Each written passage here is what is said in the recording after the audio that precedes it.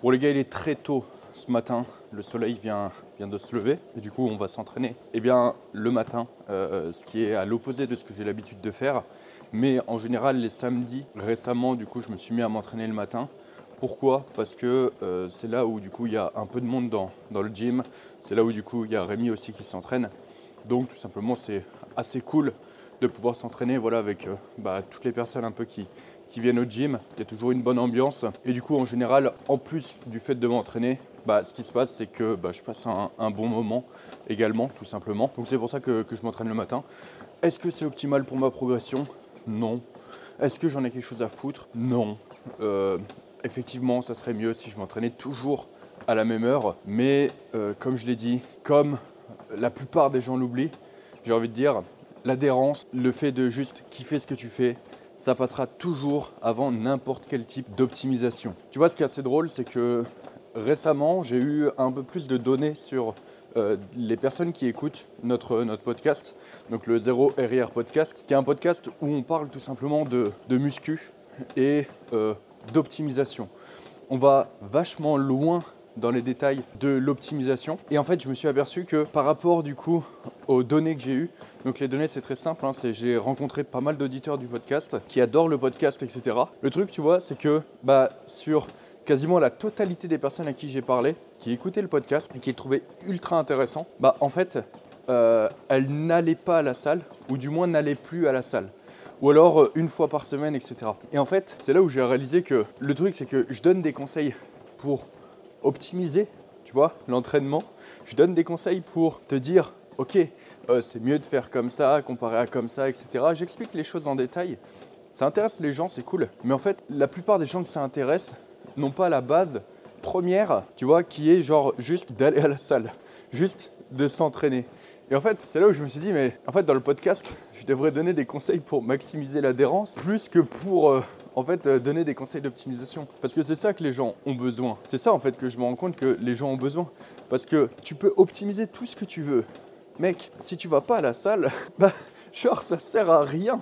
Mais mec, ça sert à rien. Mais rien du tout. Et tu vois, cette révélation entre guillemets que j'ai eue, c'est, je pense, quelque chose qui en fait touche énormément de personnes, tu vois. Il y a plein de personnes qui cherchent en fait à optimiser avant de maîtriser les bases. Et tu vois, l'image qui me vient à l'esprit tout de suite, c'est tout simplement comme si tu voulais conduire une Ferrari, mais que mec, t'avais pas le permis, tu vois. Genre c'est, tu vois tout de suite en fait la finalité alors que t'as pas la base. Donc mec, si tu regardes cette vidéo et que t'as pas été à la salle depuis un petit moment, ou que tu y vas une fois par semaine, ou même une fois dans le mois, mais mec, va à la salle, putain de merde. J'ai arrêté mes putains de steps pour te dire ça, donc tu vas à la putain de salle. Et ensuite, une fois que tu y vas, tu pourras appliquer les conseils d'optimisation que je te donne, mais la base, c'est que tu vas à la putain de salle. Je me sens mieux là, ça me fait du bien.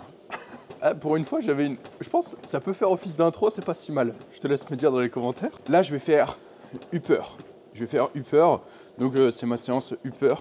C'est la numéro 1 ou la numéro 2. Je t'avoue que je suis pas trop à jour sur le numéro. Les seuls chiffres qui m'intéressent, c'est ceux de mes perfs qui montent à chaque séance. Le numéro de ma séance, ça je m'en bats un peu plus les couilles. Et du coup donc c'est la séance avec El Famoso Cable Press, avec du coup les 3 mouvements aussi de tirage. Elle est particulièrement dure celle-ci, elle est particulièrement coriace. Mais putain qu'est-ce que je l'aime. Je sais déjà que ça va être un challenge. Je sais déjà que ça va être dur. En plus du coup rappelle-toi, j'ai baissé mes calories. Alors attention, je vais pas faire la fiotasse à te dire « Ouais, je sens que j'ai moins d'énergie ». Mais le truc, c'est que sur mon repas du matin, c'est là où je mange le moins. Donc ça se trouve, je vais me taper une méga dalle pendant la séance aussi. Ça, c'est fort possible. Et ça va être sympa en fait de genre juste s'entraîner avec des difficultés supplémentaires, s'entraîner avec d'autres facteurs externes, tu vois. Ouais, je suis un peu chelou, je pense. Mais moi, j'aime bien. Bon, sur ce, là, je vais finir tranquillement mon cardio.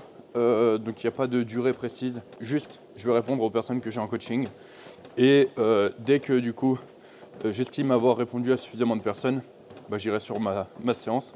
De toute façon je referai forcément du cardio dans ma journée après, donc voilà, je répondrai plus tard, je le fais toujours en plusieurs fois. Là le but c'est juste de me faire monter en température parce que ce matin il fait quand même assez froid dans le gym, et une fois que je me sentirai bien, une fois que j'aurai surtout ce sentiment aussi d'accomplissement entre guillemets, de liberté mentale, parce qu'en fait s'entraîner alors que tu sais que tu dois répondre À des personnes, bah ça peut te prendre parfois de l'espace mental. Donc voilà, quand je suis libéré de tout ça, je vais sur ma séance. Et du coup, on se retrouve juste après. Bon les gars, je viens de faire ma deuxième de chauffe et elle était particulièrement lourde.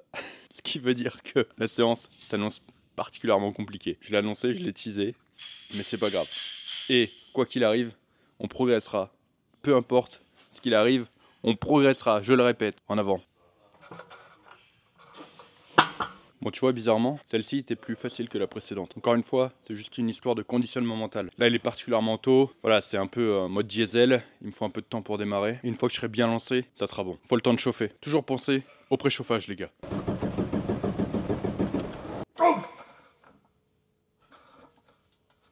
Bon, c'était la dernière de chauffe. Comme tu peux voir, j'utilise ces petits poignets là. Alors t'inquiète pas, je t'explique juste après. Là, j'ai besoin de me concentrer pour mon top 7.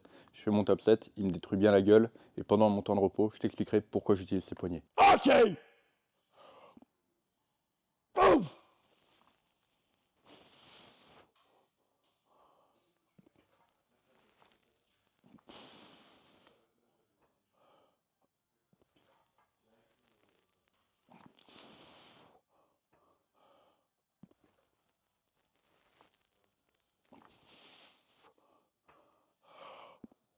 Hop. Oh, yes. Salope de Brigitte. 5, pas simple, mais 5 quand même. Bon les gars, j'annonce, je suis officiellement à 2 séances du stack. Elle plombe celle-ci, hein, elle plombe vraiment fort. Donc ça fait du bien de savoir ça. Bon sinon, pourquoi j'utilise ces poignets? De manière générale, du coup, c'est vrai que tu as pu me voir recommander parfois les keufs ou même tout simplement te dire que cette machine était très bien. Pourquoi? Parce qu'en fait, eh bien, l'appui était au niveau du coude. Et effectivement, c'est une très bonne chose. Le fait d'avoir un appui au niveau du coude, bah, déjà, ça me permet de ne pas être restreint parce que je peux au final me placer un peu comme je veux. Tu vois, je suis plus libre. Alors que si j'avais eh bien, la même trajectoire mais dans ma main, bah, je serais forcément contraint d'aller dans une direction. Alors que là, tu vois, je peux mettre mon coude un peu plus vers l'avant et un peu plus dans le plan scapulaire. Deuxième chose aussi, ça me réduit le bras de levier. C'est sûr que si la charge est dans ma main et si la charge est au niveau de mon coude, bah, c'est pas la même distance au niveau du bras de levier et donc forcément, je suis plus fort lorsque eh bien, j'ai la charge qui est juste ici. C'est exactement le même principe pour les keufs. Les keufs, c'est ultra intéressant parce que ça permet de faire varier le bras de levier. Là, en ce moment, il y a une trend sur TikTok et les réseaux où tu sais, les mecs ils mettent le minimum de poids sur la machine et ils font des élévations latérales à la poulie. Pourquoi? Parce que bah, le bras de levier est vachement grand et juste le fait d'utiliser des keufs, eh bien, ça te permet de réduire ton bras de levier et donc bah, potentiellement de mettre plus lourd. Ok, ça c'est une conséquence, mais également de faire plus facilement des paliers de progression parce que bah, du coup, si tu réduis ton bras de levier, forcément c'est plus facile également de progresser sur l'exo. Donc essaye de rajouter par exemple 1 kg quand tu tiens la charge dans ta main et essaye de rajouter maintenant 1 kg quand tu mets la charge ici. Tu verras que plus ton bras de levier est court sur les élévations latérales et plus ça sera facile de progresser dans le temps. Là tu vas me dire, Denis, espèce d'enculé, tu n'as toujours pas commencé à parler des poignets. Effectivement, les poignets vont également avoir en fait des avantages et des inconvénients. En fait, c'est à peu près la même chose pour tout en muscu. Hein. Chaque choix d'exercice, chaque choix de mouvement, chaque choix que tu fais au final, c'est jamais que positif, que négatif. C'est souvent en fait un mélange d'avantages et d'inconvénients. Là, c'est exactement la même chose. Et du coup, le fait d'utiliser des poignets, donc je vais avoir la charge dans la main, donc un bras de levier qui va être plus long. Mais du coup, ce qui va se passer, c'est que je vais pouvoir serrer cette poignée. Et quand tu vas serrer cette poignée, tu vas activer les muscles de ta coiffe. Et du coup, tu vas avoir une meilleure stabilité au niveau de l'épaule. Et donc, un meilleur confort, mais également, ça peut se traduire par également plus de force sur l'exercice. Donc là, tu es en train de comprendre ce que je suis en train de faire. Je suis en train, en fait, d'avoir le beurre et l'argent du beurre. Parce que je me retrouve avec un mouvement où, du coup, bah, je vais avoir un bras de levier qui va être réduit, donc des facilités à progresser dans le temps. Également, du coup, je vais avoir du coup, la charge au niveau des coudes, donc facilité pour me placer et du coup mettre mes coudes dans le plan scapulaire par exemple, ce qui se traduira par plus de recrutement du faisceau latéral et moins du coup de recrutement des trapèzes. Et également, le dernier point que j'avais pas, c'était l'activation de la coiffe des rotateurs. Et du coup, j'utilise maintenant les poignets. Donc là, en fait, je me retrouve avec le beurre, l'argent du beurre, le cul de la crémière et en fait, au final, le cul de toutes les crémières de France et du monde entier au passage. Donc voilà pourquoi j'utilise des putains de poignets. Et là, tu vas me dire, Denis, espèce d'enculé, pourquoi tu l'as pas fait avant? Parce que en fait, on n'avait pas ces poignets-là et ça fonctionne pas avec toutes les poignées non plus. dans le sens où nos poignées qu'on a au GG, la plupart en fait sont en métal pur, ce qui fait qu'elles font genre 2 kilos, tu vois. Donc c'était plus contraignant qu'autre chose de les rajouter. Et donc là, ça permet de les ajouter, on va dire, en douceur, sans ajouter de trop de poids et sans me désavantager. Encore une fois, ce qu'on veut, c'est le maximum d'avantages sans les inconvénients. Et c'est pour ça que bah, du coup, on fait un mix de tout ça. Et encore une fois, c'est pour ça que je l'ai dit dans un dernier vlog, mais la muscu, ça demande quand même de la réflexion. Oh!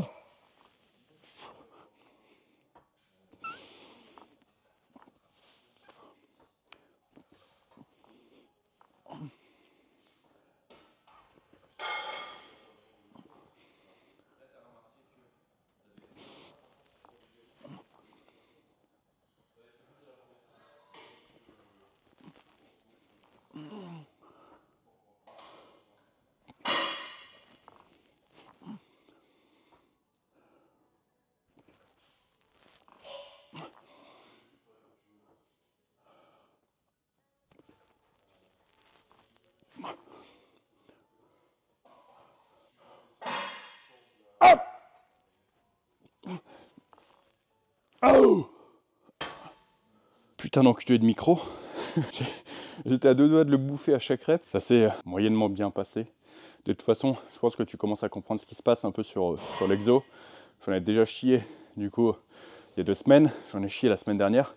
J'en chie aussi cette fois-ci. Pourquoi? Parce qu'on arrive à la fin du stack. Et j'ai commencé en étant un peu moins de la moitié du stack. Donc forcément, quand tu as ce genre de progression, il y a forcément un moment où ça va bloquer. Tu peux pas progresser comme ça au continu. Il y a un moment où il va falloir adapter ta vitesse de progression. Et ce qui va se passer, c'est que si je veux continuer à progresser, il va très certainement falloir que je passe par du micro-loading. Donc, plutôt que de monter d'une bit de 2,5 par semaine, ce qu'il faudra très certainement que je fasse, c'est plutôt que je monte après de peut-être, je sais pas, 1 kg ou même 500 grammes à chaque séance, si je veux continuer à progresser à chaque séance. Donc forcément, au début, tu progresses vite et au bout d'un moment, bah, ça te rattrape. Sinon, en fait, on se retrouverait avec tout le monde qui fait 250 au bench, mais ça marche pas comme ça. Donc là, je pense que ce qui va se passer, c'est très certainement que je vais continuer ma progression jusqu'à atteindre le stack. En fonction de comment ça se passe, je verrai si je peux pousser le cycle. Si ma technique commence à trop se dégrader, et parce que bah, progressivement, elle se dégrade, entre guillemets, ça reste acceptable, mais je suis quand même conscient que bah, forcément, si je continue à monter à cette vitesse-là, ça va se dégrader. Mais en même temps, d'un autre côté, j'arrive à rester motivé parce que j'ai cet objectif d'aller chercher en fait tout simplement le stack. Un peu comme sur le high incline, où la première fois que je l'avais fait, alors là c'est pour vraiment ceux qui regardent les vlogs, mais la première fois que j'avais été chercher 1,5 plaque, bah, du coup j'avais beaucoup leg drive, j'avais beaucoup compensé avec les pecs, etc. Pourquoi? Parce que j'étais drivé du coup par cette putain de perf, et une fois que je l'ai atteint, j'ai recyclé, meilleure technique, et maintenant bah, du coup je suis remonter au-delà de ça. Je suis maintenant plus lourd que 1,5 plaque, mais avec une bien meilleure technique. Donc, parfois, c'est bien aussi de se fixer des objectifs en perf, quitte à dégrader légèrement la technique. Et encore une fois, les gars, juste soyez pas cons, hein. Quand je dis dégrader la technique, commencez pas à me faire des mouvements dégueulasses. Je pense que mon mouvement d'élévation latérale, il est clean pour 99% des gens qui regarderont la vidéo. Mais voilà, il y a une différence entre dégrader légèrement la technique et avoir une technique de merde. Enfin, sachez faire la différence entre les deux. Donc là, voilà, je pense, j'atteins le stack, et ensuite on verra. De toute façon, si tu suis les vlogs, bah, tu le sauras. Donc, la meilleure chose qui te reste à faire, c'est de t'abonner si ce n'est pas déjà fait, et puis de liker aussi la vidéo, parce que je pense que je vais en chier, et ça me permettra d'avoir un peu de force à travers ton écran. Oh!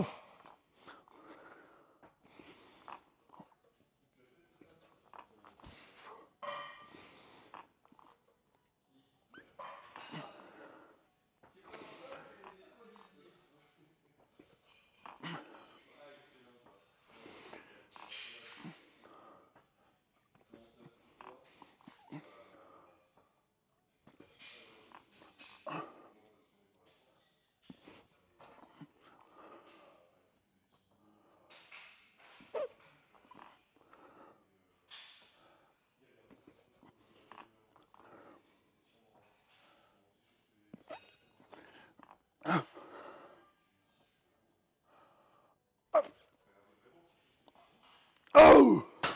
Bon, j'ai beaucoup parlé tout à l'heure, mais je fais le dernier set et on se retrouve sur le prochain exo. Putain, je me tape là une pub pour des sextoys, ça va me donner de la force. Oh!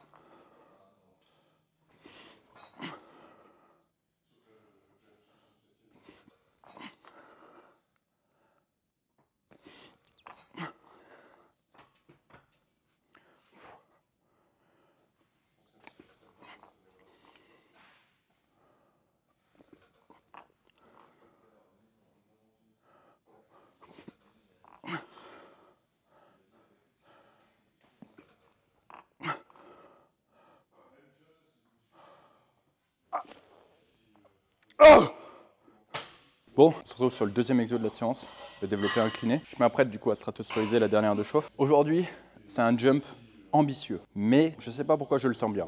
Donc, on envoie celle-ci dans la stratosphère et on se retrouve pour le top 7.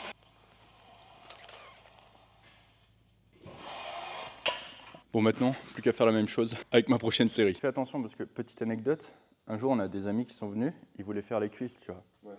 Ils ont commencé par le pendulum et ils se sont mis une race sur le premier exo et il y en a un, séance terminée quoi. Ah ouais. Il avait tellement mal aux cuisses, il avait les jambes qui tremblaient, il n'arrivait plus à tenir. J'étais dans mon bureau en train de travailler, il est venu, il s'est posé à côté de moi, terminé. Ok.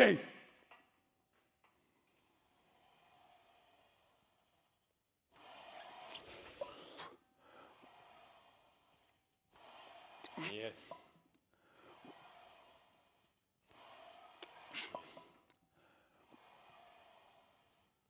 Yes.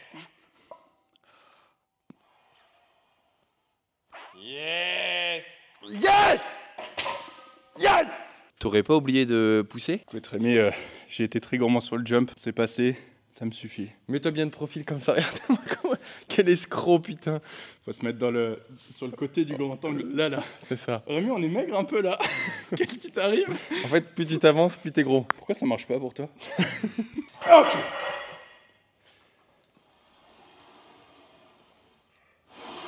Yes.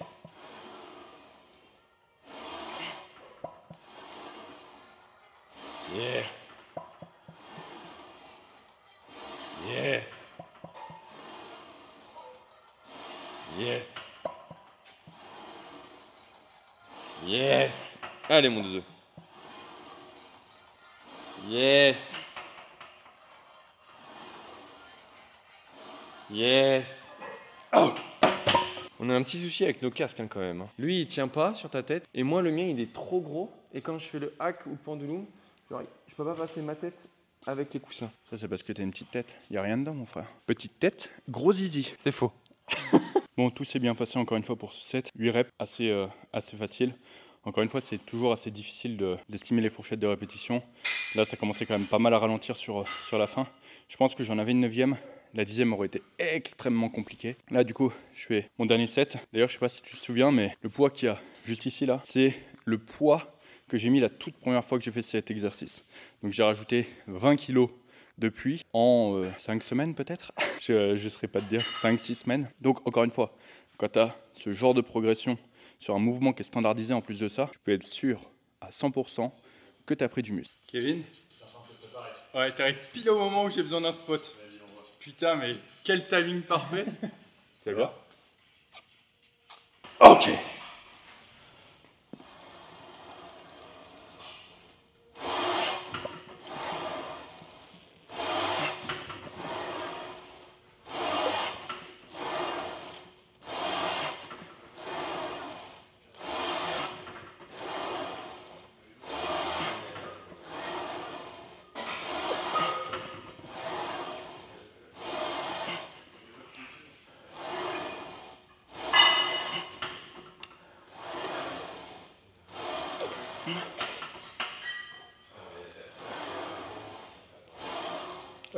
Allez.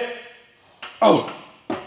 J'étais pas hyper à l'aise sur celle-ci. Je pense que soit je me suis placé trop sur la droite, soit mon banc a un peu bougé. J'ai l'impression que je suis plus tout à fait droit par rapport au départ. Ça se peut que tout à l'heure, quand je me suis relevé, j'ai un peu tapé dedans sur le côté et ça l'a un peu déplacé. Ce qui fait que j'étais moins à l'aise. C'est pas grave, je l'ai eu, je l'ai validé. Et on se retrouve sur le prochain exo. Regarde-moi ces pecs. Programme Prime, le lien est dans la description. Ah putain. J'étais en train de chercher le micro, mais il était sur moi. Tu vois, je suis en train de me dire que je vais faire une chauffe avec le stack et c'est même pas ma dernière de chauffe. Et je me souviens encore, genre il y a quelques semaines, cette perf du stack, je l'avais faite lors d'un live que j'ai fait sur TikTok. Et j'étais vraiment genre comme un fou. Elle m'avait explosé, elle était vachement dure. Et quelques semaines plus tard, c'est devenu une chauffe. Et là, tu sais très bien ce que je vais te dire, mais si t'as ce genre de progression et qu'en plus ton mouvement est standardisé, tu peux être sûr que t'as pris du muscle.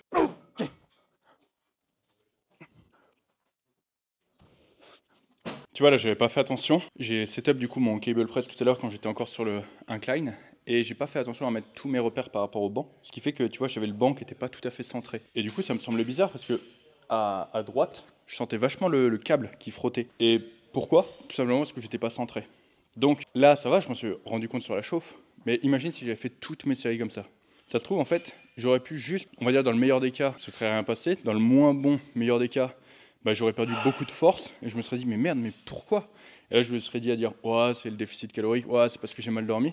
Alors que non, c'était juste un putain de réglage qui n'était pas comme il faut. Et dans le pire des cas, vu comme j'étais vraiment quand même assez désaxé, bah, j'aurais pu me faire mal. Donc, note tes putains de réglages et fais attention à ce que tes réglages soient les bons quand tu fais un mouvement. C'est ultra important. De toute façon, depuis le temps que je te fais chier avec, je pense que tu as dû le comprendre. Oh non, t'as fait un trou. Alors, j'ai pas fait un trou dans la Cybex, j'ai fait un trou dans le tapis. Je suis pas sûr que ça soit moi qui l'ai fait celui-ci. C'est toi, mec. Ça veut dire que c'est toi et que tu m'accuses maintenant, enculé. Bah non, je mets pas le vent. C'est comme quand tu vas au chiottes et que tu laisses la trace de frein et que tu dis « Non, c'est pas moi, c'est toi. Je te connais par cœur, enculé. Tu chies des anacondas, là, des serpents. Je vois leur tête qui dépasse de l'eau après, là. Pourri le chiotte. » Bon, faut que je te fasse une confidence. Là, sur le cable press, j'ai mis du coup 2 rouges, donc des 25 en plus. Clairement, c'était l'objectif de la séance. Je sais que la dernière fois, il y avait du bleu, plus peut-être 1 ou 2 petits biscuits. Mais aujourd'hui, je me suis dit « Denis, tu vas foutre des putains de rouges sur la Cybex. » Est-ce que du coup, ça va être un jump ambitieux? Est-ce que ma progression me disait de faire ça? Pas forcément. Même pas du tout. Mais est-ce que ça va être fun? Et est-ce que du coup je vais être ultra hype et qu'il y a du coup de grandes chances que ça marche et que j'arrive à exploser mes perfs? Ouais. Parce que encore une fois, bah, c'est une histoire de conditionnement mental, tu vois. C'est quelque chose sur lequel j'ai déjà particulièrement envie de faire. Deuxièmement, c'est quelque chose sur lequel je me suis préparé mentalement à faire depuis, bah, du coup, même hier, tu vois. Et c'est pour ça que ça va passer. Encore une fois, garde à l'esprit que la muscu, quand tu complexifies trop les choses, que tu es là en mode ouais, ma progression, il faut que ça soit tant et tant et tant, quand tu complexifies trop, en fait, tu en perds le plaisir. Et si tu en perds le plaisir, parfois, c'est juste ça qui peut te niquer ta progression. Donc, tu le vois, honnêtement, tu le vois à ma gueule quand je m'entraîne. J'en chie, mais je m'amuse. Tu vois, je fais un set bien lourd et à la fin, je rigole. Parce que moi, c'est fun pour moi. Ouais, je suis gourmand, mais je progresse et ça marche parce que je garde cette dimension de fun. Donc, si toi, tu regardes cette vidéo et que tu complexifies trop les choses, ça en revient à l'optimisation dont je parlais en début de séance. Les gars optimisent alors qu'ils vont pas à la salle. Pourquoi? Parce que, également, ils perdent cette notion de fun. Tu vois, quand t'aimes faire un truc, bah mec, t'arrêtes pas de le faire. Donc, garde cette putain de notion de fun. C'est pour ça que c'est important d'avoir des exercices aussi que t'aimes, sur lesquels tu t'amuses, de tenter des trucs à partir du moment où c'est pas dangereux. Si ça peut maximiser ton adhérence et faire que, en plus de ça, tu progresses, mais go, mec, go. Bon, sur ce, j'attends que mon frère ait fini et je vais lui montrer comment on explose un set de cable press.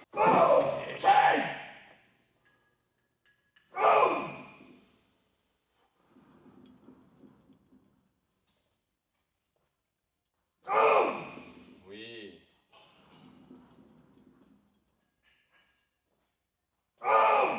Oui.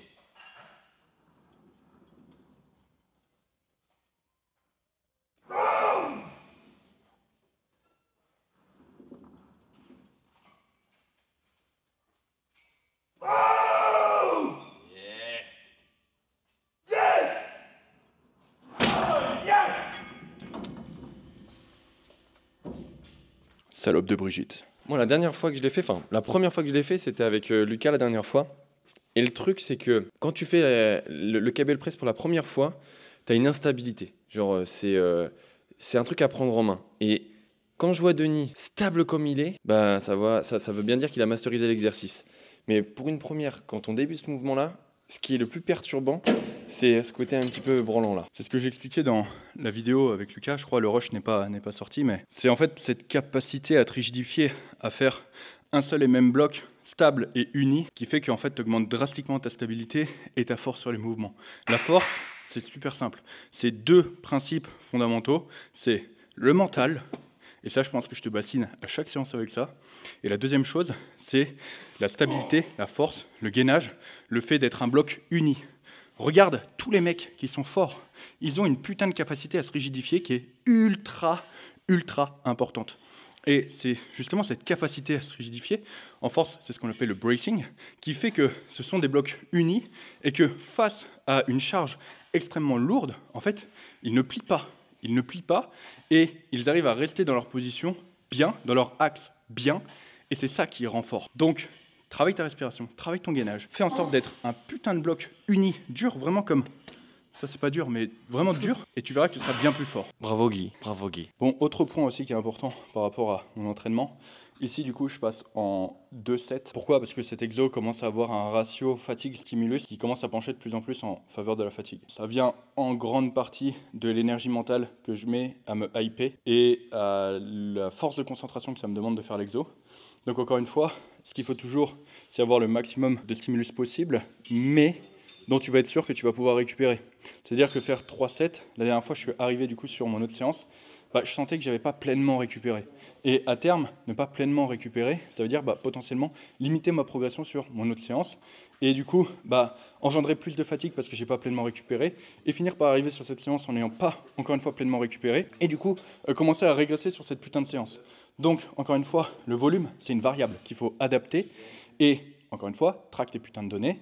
Et quand tes données te disent « Oh, mec, là, le seuil de fatigue, il commence à être dépassé. » Juste adapte tes RIR, adapte ton volume, adapte tes temps de repos, ta fréquence. Tu peux adapter plein de paramètres. La muscu, c'est vraiment juste une putain de trousse à outils où il faut que tu utilises les bons outils. Et après, c'est bon, tu as ta progression qui continue. Si tu n'es pas capable de progresser de séance en séance, et encore une fois, par progresser, je ne te parle pas de faire des jumps d'enculé comme je suis en train de faire, juste de la micro-progression, juste ajouter des reps, etc. Ça, c'est de la progression. Progresser dans tes RIR, c'est peut-être tout simplement que soit tu ne traques pas tes données, et du coup, là, à ce moment-là, traque-les, tu verras que tout sera beaucoup plus clair, soit tu les traques, et alors à ce moment-là, tu ne les analyses pas correctement, et c'est ça qui t'empêche de progresser.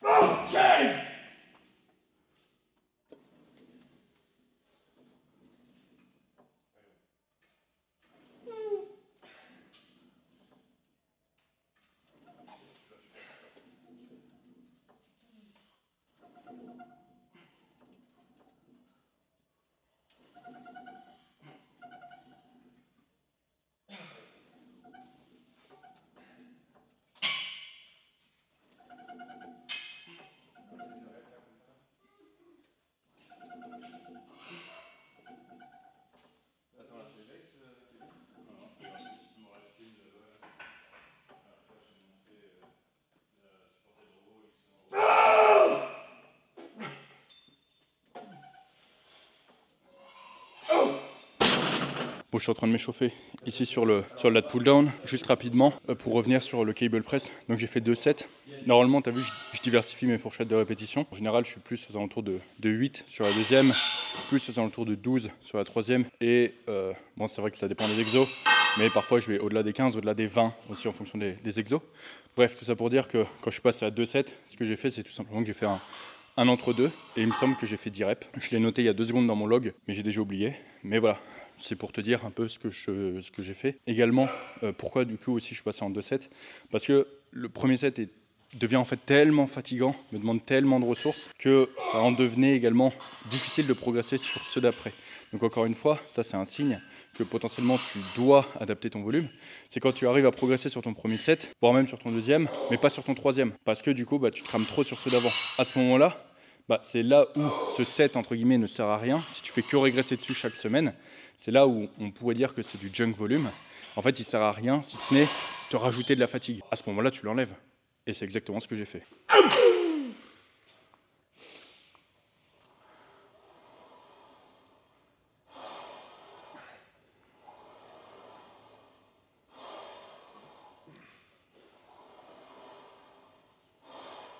Yes.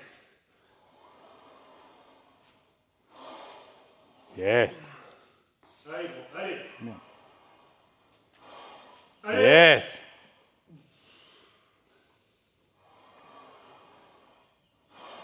Yes. C'était bien. Ok.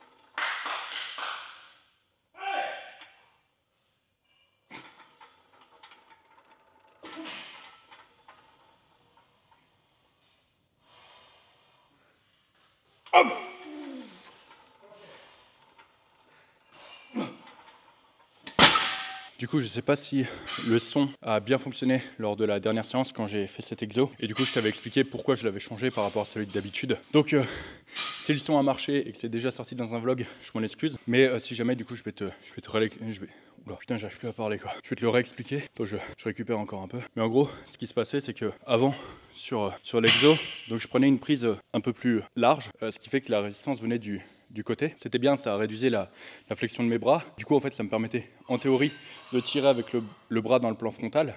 Sauf que, encore une fois, ce qui est ok lorsqu'il n'y a pas beaucoup de poids, ou sur un nouvel exo, ou en début de cycle, ne l'est pas forcément lorsque tu commences à ajouter du poids sur un mouvement.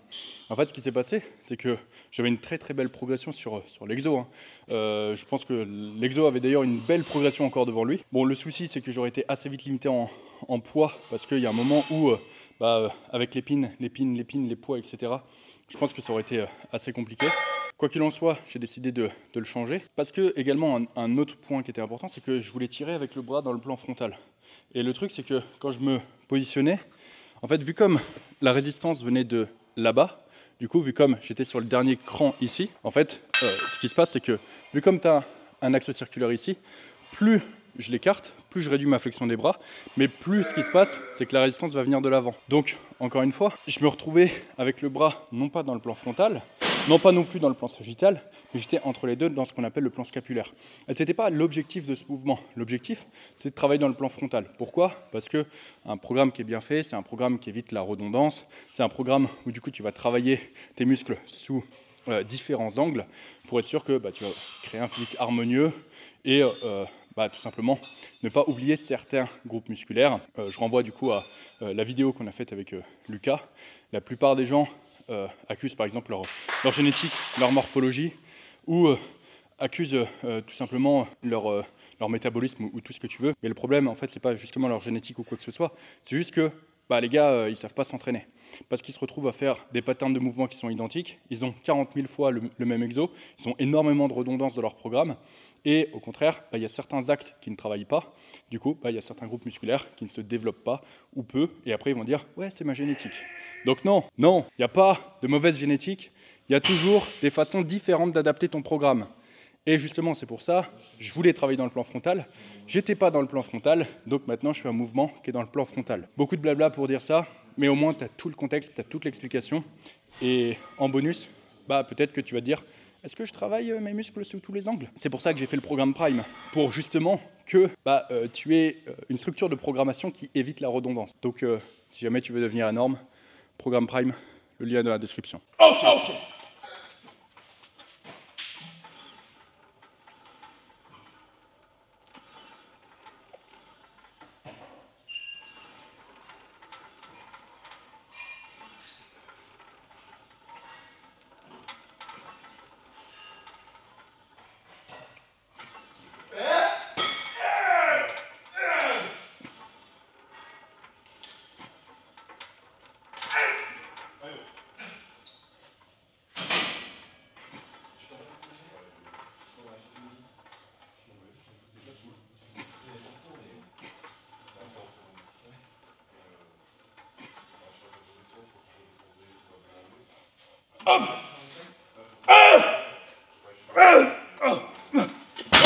Bon, on se retrouve sur la extreme row maintenant. Et comme tu as pu voir, j'ai mis une lumière ultra anabolique. J'ai acheté du coup des lumières portables.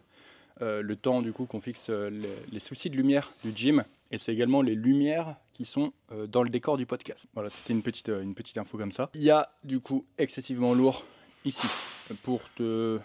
J'ai cru que je m'étais trompé dans les plaques. Il y a 4,5 putains de plaques. Je me souviens encore de la vidéo où je te disais... Bon, là, il y a 4 plaques. 4 plaques, c'est énorme sur la machine. Je vais en chier. Exactement le même principe cette fois-ci, sauf qu'il n'y en a plus 4, il y en a 4,5. Donc, il va me falloir toute ma force, toute mon âme dans ce set. Il n'y a aucune raison que ça se passe mal. Il y a toutes les raisons possibles qui vont faire que je vais lui exploser sa race. Ok.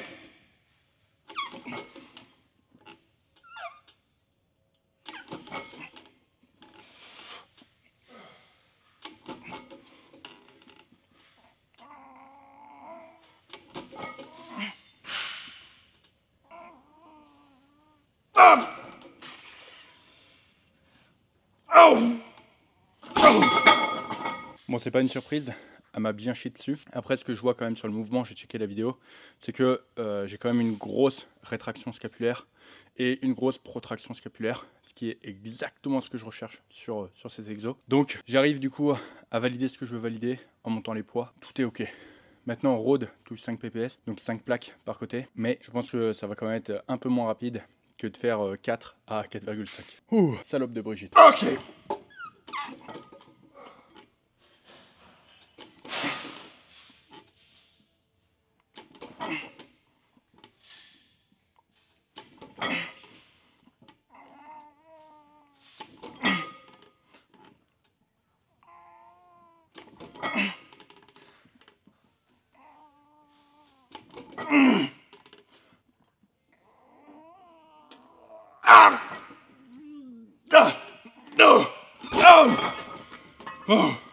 Bon, c'est le moment de la séance où je commence à être vraiment cramé, mais c'est aussi le moment de la séance où je commence à être proche des frites qui vont arriver en post-workout. Donc, tu vois, le type de motivation change là. C'est ma série un peu plus longue, je l'expédie, et après, du coup, je passe sur le chest supported row. Ok.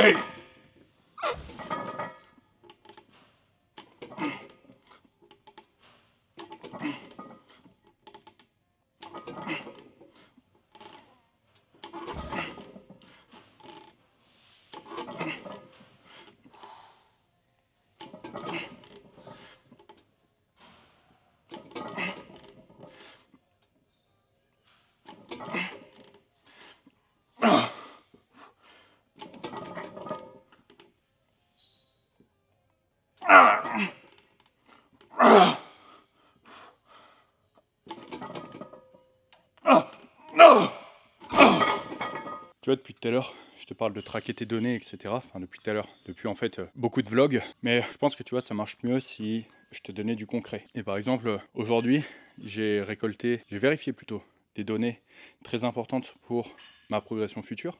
J'en ai récolté 2 principales. La première, c'est que la caféine met pas mal de temps à kicker chez moi, dans le sens où quand tu prends ta caféine, donc ça peut être de la caféine en gélule ou juste un pré-workout qui contient de la caféine ou même un café que tu vas boire, tu as un temps avant que du coup la caféine kick entre guillemets. Et tu vois, chez moi, après avoir fait plusieurs tests, je ressens pleinement en fait le coup de boost de la caféine 45 minutes voire même 1 heure après sa prise. Donc, qu'est-ce que ça veut dire ça? Ça veut dire que potentiellement, sur les prochaines séances où je me sentirai pas bien, où je sentirai que j'ai pas trop la patate, je peux moduler en fait ma prise de caféine par rapport par exemple peut-être à l'exo où je veux que ça kick, ou si par exemple je veux tout simplement que ça me kick en début de séance. Ça c'est une donnée importante, si tu traques pas, tu le sais pas.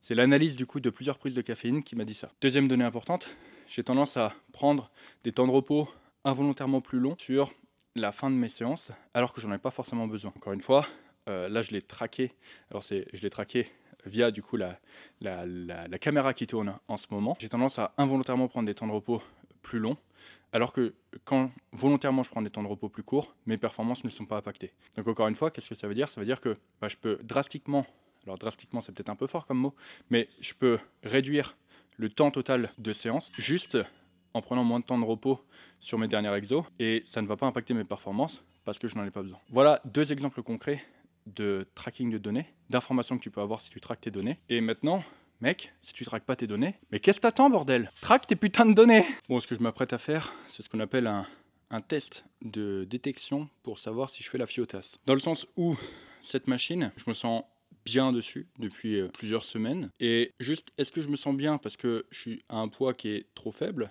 ou genre juste parce que j'arrive à bien progresser. Donc, j'ai fait un jump d'enculé. Je préfère te le dire. Là, on est complètement dans quelque chose qui est déraisonnable. Et si ça passe, tant mieux.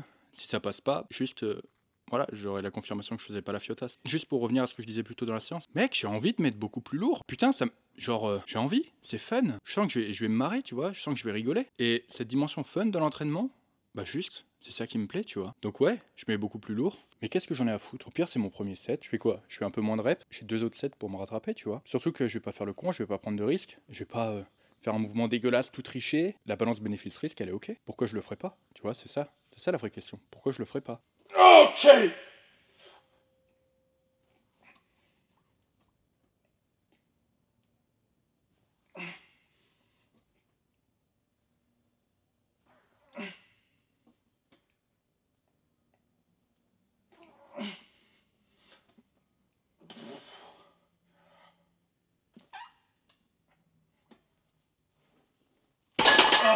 Bon, c'est bon, en fait, je faisais pas la fiotasse. C'était carrément lourd, bordel. Waouh, m'a chié dessus. M'a chié dessus. Je vais réduire un peu le poids. Je vais voir du coup sur mes fourchettes de répétition. Encore une fois, j'accumule des données, j'accumule des données. La prochaine fois, j'adapterai, tu vois. Peut-être que effectivement, avant, j'étais peut-être un peu trop léger. Là, du coup, je suis trop lourd. Ce qu'il faut, du coup, c'est entre ces deux extrêmes. Voilà, c'est... Fais des tests, bordel. Fais des putains de tests. Tu es ta propre expérimentation. Tu es ta propre expérience. Si tu veux savoir ce qui marche sur toi, il faut tester, tester, tester, tester. Bien sûr, tu as des grands principes de base qui fonctionnent sur tout le monde. Je pense par exemple aux lois de la thermodynamique, le déficit calorique, le surplus calorique, etc. Mais mec, juste trouve ce que tu aimes faire, trouve ce qui marche pour toi, trouve ce qui maximise ton adhérence, trouve ce qui va faire que tu vas aller à la salle chaque semaine et tu vas y prendre du plaisir, trouve ce putain de truc qui va faire que tu vas pouvoir durer dans le temps. C'est ça le plus important. La muscu, c'est un sport où tu cherches à progresser sur le long terme. Ce que tu fais aujourd'hui, ce que tu mets en place aujourd'hui, c'est non pas pour avoir des résultats demain, mais c'est pour avoir des résultats dans 6 mois, 1 an, 2 ans, 3 ans, 10 ans. Et le truc que les gens ne comprennent pas, c'est que quand tu mets en place un panel d'actions, un panel d'investissement, une implication importante pour que tu puisses par exemple atteindre ton physique idéal dans 5 ans, 6 ans peut-être, bah mec, en fait juste il faut pouvoir s'entraîner pendant 5 ou 6 ans. Parce que si, en fait, tu te fais chier à mettre des trucs en place, mais que tu tiens que 2 mois, ça marche pas, tu vois. C'est un peu comme si tu étais dans l'investissement, et ton but c'est d'avoir des rendements passifs dans, je sais pas, genre 5 ans, 6 ans. Petite parenthèse, j'y connais rien en investissement. Et que par exemple tu commences à investir tous les mois une certaine somme, qui peut être conséquente, par exemple, je sais pas, 1000 balles, et que au bout de 3 mois, en fait, tu te dis non, en fait, je retire tout. Et que du coup, bah, tu te mets plus à investir. Et ton plan qui était d'avoir des revenus passifs au bout de 6 ans, bah, en fait, il tombe à l'eau. Pourquoi ? Parce que tu as tout arrêté au bout de 3 mois. Exactement le même principe avec la muscu. Si tu te mets à t'impliquer énormément dès le début, mais qu'au final, tu finis par arrêter, bah, c'est pas OK. Pour reprendre la comparaison avec l'investissement, plutôt que de mettre 1000, 1500 balles dès le début, chaque mois, pendant 3 mois, ce qui aurait peut-être mieux marché, ça aurait été de mettre 100 euros. Et ça se trouve, bah, 100 euros par mois pendant, eh bien, je sais pas, 5 ans, 6 ans, bah, c'est une somme qui est bien plus importante que 1500 euros par mois pendant 3 mois. Tu vois là où je veux en venir ? Donc, trouve l'équilibre. C'est ça. Trouve l'équilibre qui te convient. Trouve ce qui va te permettre de maximiser ton adhérence. Trouve ce qui va te permettre d'atteindre ton objectif physique en mettant en place une stratégie long terme. C'est ça le plus important. Moi, les gars, je vais en salle depuis ultra longtemps. Le truc, c'est que les mecs qui allaient en salle au début avec moi, bah, ils s'entraînent plus aujourd'hui. Le truc, quand tu t'entraînes depuis longtemps, c'est que tu les vois, les mecs, les nouveaux. Il y en a plein, il y a toujours des nouveaux. C'est cool. Mais ces nouveaux, ils durent jamais très longtemps. Donc, sois pas un mec qui abandonne au bout de 2, 3, 4, 6 putain de mois. Mets en place ton plan, trouve ton équilibre et atteins ton putain d'objectif. Ok.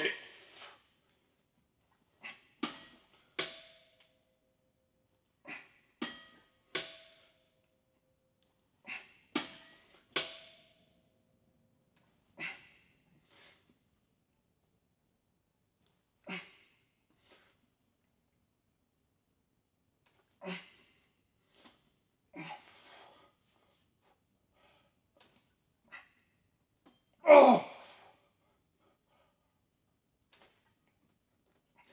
Oh.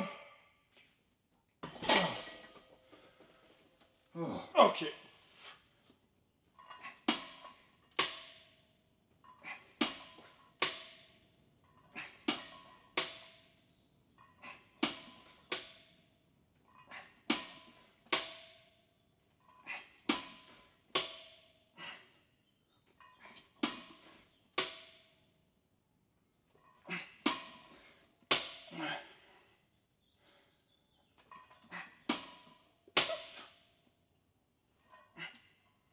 Ah.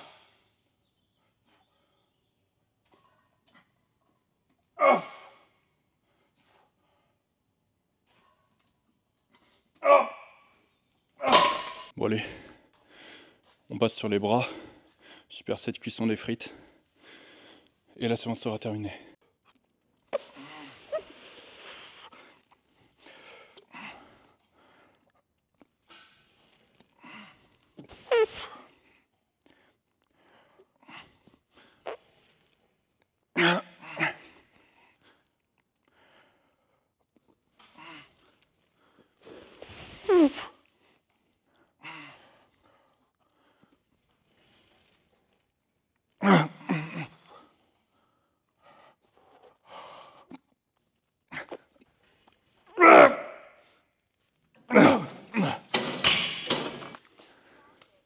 Super set frites, bien évidemment.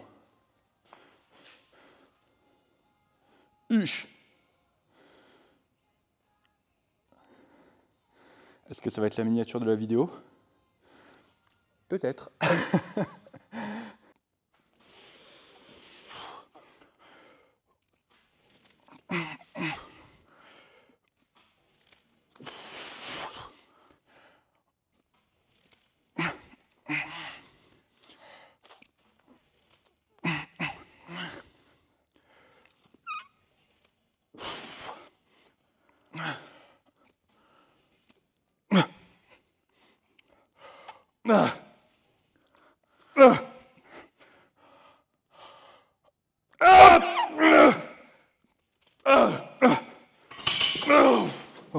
Bon les gars, on se calme direct, c'est pas un collier SM, c'est juste mon casque à l'envers pour faire tenir le micro. Donc tu ranges tes putains d'idées mal placées. Bon, comme tu peux le voir, j'ai fait un peu de posing. Enfin, je dis comme tu peux le voir, mais ça se trouve, je te mettrai pas d'extrait. On verra, j'essaye toujours de trouver le bon spot pour où poser, voir avec les lumières, apprendre à poser aussi, parce que mine de rien, c'est assez compliqué. En attendant, mes frites sont prêtes, mais putain, j'ai pas fait ma viande. Bon, je vais faire un truc rapide, hein. Les steaks, 5%, date courte, toujours une valeur sûre, et puis pas trop cher. Tu vois, là, je suis en train de voir le retour dans la cam, et c'est là où je me dis, mec, Internet, c'est quand même vachement puissant. Parce que, je veux pas dire, mais t'es quand même en train de regarder un mec à moitié à poil, avec un casque à l'envers et un micro qui fait cuire des steaks. Juste avant ça, j'étais en train de poser en calbar devant un miroir, et là, je me dis, tu vois, l'image, elle est quand même assez... Tu vois, genre, imagine ta daronne, elle vient au moment où tu regardes cette vidéo, ou ta meuf, tu vois, et elle voit un mec, genre, clairement avec un look de Chip 'n Dale, et toi, tu es en train de regarder ça, tu vois. Je me dis, mais comment tu fais pour justifier ça? Genre là, t'es dans la merde. Genre, ta meuf ou ta famille, ils vont remettre en question ton orientation sexuelle. T'es foutu, là. T'es foutu. À cause de quoi? À cause de mes putains de vidéos. Tu vois, rien que pour ça, j'aime ce que je fais. Bon, en vrai, c'était une très très bonne séance. Elle s'annonçait pas facile, mais au final, je l'ai quand même explosé. J'ai progressé comme d'habitude sur tous mes mouvements. Peut-être le Arsenal où j'ai été un peu plus gourmand.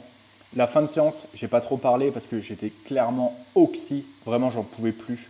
Mon corps, il me disait, mec, c'est soit tu t'entraînes, soit tu parles. De toute façon, tu as bien remarqué en général, pendant les bras, je parle jamais trop. Parce que d'une, c'est pas le truc le plus intéressant. Et deux, clairement, c'est en fin de séance que je le fais. Je suis clairement explosé à ce moment de la séance. Donc, c'est vrai que les informations sur les bras, ce que je fais pour les bras, c'est vrai que je limite un peu les informations de ce côté-là. Quoi qu'il en soit, mec, tu as du pouvoir. Si ça t'intéresse que je parle un peu plus des bras, juste mets-le dans les commentaires et je ferai un peu plus d'efforts la prochaine fois. Je garderai peut-être un peu plus d'énergie par rapport à ce que j'ai l'habitude de faire, ce que je dis, etc. en début de séance. Peut-être que je réduirai un peu ça. C'est vrai que le premier exo, en général, j'ai toujours pas mal de choses à dire. Je suis toujours bien frais. Et sur la fin, c'est complètement l'opposé. En même temps, ce qui est normal, si j'étais aussi frais en fin de séance qu'en début de séance, ça voudrait dire que je ne me suis pas entraîné, tout simplement. Il faut que je tourne, sinon ça va cramer. Donc ouais, juste dis-moi dans les commentaires. Moi, je fais ça avant tout pour le partage, pour pouvoir t'aider. Ça se trouve, tout simplement, mec, les infos que je donne, ça t'aide à fond dans ta progression. Et je sais pas, tu galères à prendre des bras, et vu comme j'en parle jamais, alors c'est pas que ça crame, hein, la fumée. T'inquiète, tout va bien. Ce que je disais, c'est que ouais, ça se trouve, toi, ça t'intéresse plus d'en savoir sur les bras, donc juste dis-le en commentaire, mec. N'hésite pas vraiment à me faire des suggestions en commentaire. Je suis pas rigide et honnêtement, c'est comme pour le podcast. Vous nous faites plein de retours sur le podcast et c'est grâce à ces retours qu'on peut améliorer le format, améliorer ce qu'on fait, améliorer la façon dont on délivre l'information. Donc honnêtement, tant que tu déverses pas ta haine, et de toute façon, même si tu déverses ta haine, je n'aurai rien à foutre parce que juste tu vas faire un commentaire qui va m'aider au référencement. Mais honnêtement, n'hésite pas à me dire ce que tu aimerais voir un peu plus dans les vlogs ou juste si tu aimerais voir peut-être faire d'autres formats différents. Voilà, c'est des informations qui, moi, sont importantes parce que je suis conscient que la façon dont je vais délivrer l'information, eh bien, ça va faire que forcément, elle va plus ou moins être écoutée et regarder. Et honnêtement, il n'y a rien de pire pour un créateur de juste faire quelque chose, de délivrer des informations qui sont intéressantes et qu'au final, personne ne les voit. Donc voilà, n'hésite pas à me faire de retour. Sur ce, moi je vais bouffer mes frites. Comme d'habitude, si tu veux rejoindre le programme Prime, le lien est dans la description. Si tu veux une consultation avec moi, le lien est également dans la description. Et sur ce, je te dis à très bientôt dans une prochaine vidéo. Ciao!